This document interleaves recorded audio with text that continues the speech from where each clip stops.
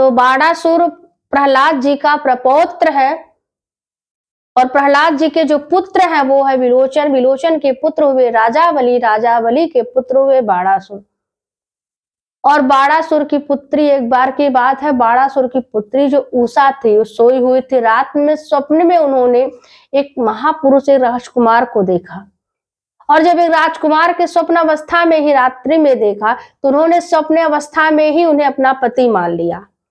और जब सुबह होती, उनकी नींद खुलती है तो अपने एक सहेली चित्रलेखा को बुलाती है जो चित्र बनाती थी। तो पूछते बताते हैं कि ऐसी ऐसी बात है, मैंने स्वप्न अवस्था में ही एक राजकुमार को देखा, एक महापुरुष को देखा जिसे मैंने अपना पति मान लिया है, अपना स्वामी मान लिया। चित्रलेखा कहती है बताओ तुम, मैं चित्र बनाती हूँ। और जैसे जैसे उषा ने बताया वैसे वैसे चित्रलेखा ने चित्र बनाना प्रारंभ करती हैं। और जब पहली बार चित्रलेखा ने चित्र बनाया तो भगवान श्री कृष्ण का चित्र बन गया।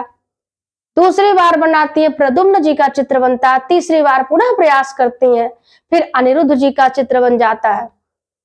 चित्रलेखा पूछती है क्या यही महापुरुष है, यही राजकुमार है? उषा कहती हाँ, ये इन्हीं को मैंने स्वप्न में देखा।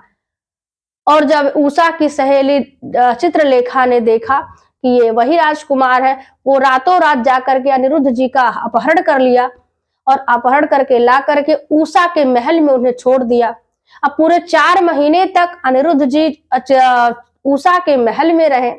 और जब 4 महीने के बाद में बाणासुर को पता चलता है कि हमारे महल में हमारे पुत्री के साथ अनिरुद्ध है, तो उन्होंने, बाणासुर जो था वो क्या किया, अनिरुद्ध जी को बंदी बना लेता है। और जब बंदी बना लेता है, ये बात जब भगवान श्री कृष्ण तक पहुंचती है तो भगवान श्री कृष्ण ने क्या किया, बाणासुर आकर के भगवान श्री कृष्ण ने बाणासुर से युद्ध किया।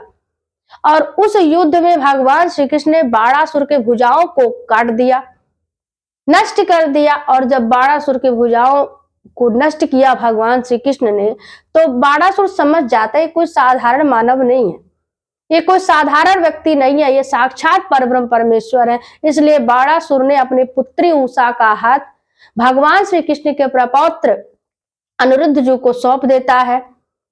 और यहाँ पर भगवान श्री कृष्ण उषा और अनिरुद्ध को लेकर के द्वारका आते हैं।